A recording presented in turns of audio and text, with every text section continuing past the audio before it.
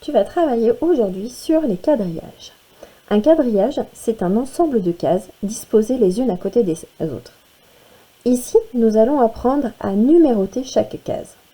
Pour cela, j'ai donné une lettre à chaque colonne. Ici, la colonne A.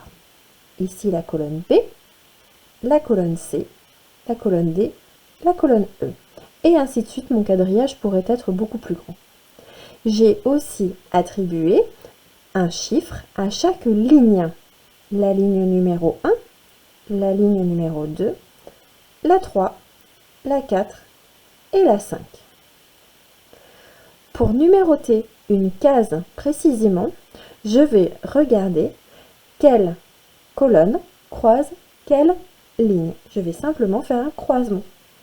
Par exemple, si je croise la colonne C avec la ligne 3, au croisement des deux, ici, à cet endroit-là, très exactement, je peux dire que la case s'appelle C3, que j'écrirai comme cela.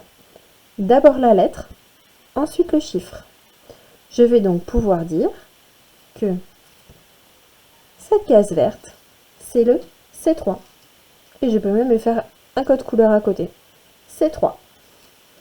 Maintenant, je voudrais savoir quel est le nom de la case bleue, si la case bleue se trouve ici. La case bleue, je suis sur la colonne B. Je suis sur la ligne numéro 1. Le carré bleu est donc en B1. Et si je place mon pion rouge ici, à ton avis, quelles sont les coordonnées de ce pion rouge? Oui, parce que l'on parle de coordonnées, c'est-à-dire que l'on croise une ligne et une colonne. Ici, mon pion rouge est sur la colonne B et il est sur la ligne numéro 4. Mon pion rouge est donc en B4. Maintenant que tu as compris comment fonctionne le quadrillage, tu vas pouvoir découvrir un jeu qui s'appelle la bataille navale. Pour jouer à la bataille navale, il va te falloir un partenaire. Papa, maman, un frère, une sœur, un copain, n'importe qui. La bataille navale se joue à 2. Pour cette bataille navale, chacun dispose de 2 grilles. Une grille sur laquelle tu vas disposer des bateaux ou des jetons et une grille sur laquelle tu vas essayer de découvrir où se trouvent les bateaux de ton copain. Alors, commence déjà par placer tes bateaux. On va faire un bateau qui fait 2 cases, un bateau qui fait 3 cases et un bateau qui fait 4 cases. Je vais par exemple mettre mon premier bateau de 2 cases ici, mon bateau de 3 cases comme cela. Tu choisis comme tu veux, c'est toi qui décides. Et enfin, mon bateau de 4 cases, je vais le faire en rouge et je vais le mettre comme cela. Attention, tu n'as pas le droit de faire chevaucher de bateaux, hein, sinon ils se sont rentrés dedans et ils ont coulé. Voilà, j'ai disposé mes 3 bateaux. Et maintenant, chacun à son tour va devoir deviner la place des bateaux de son camarade.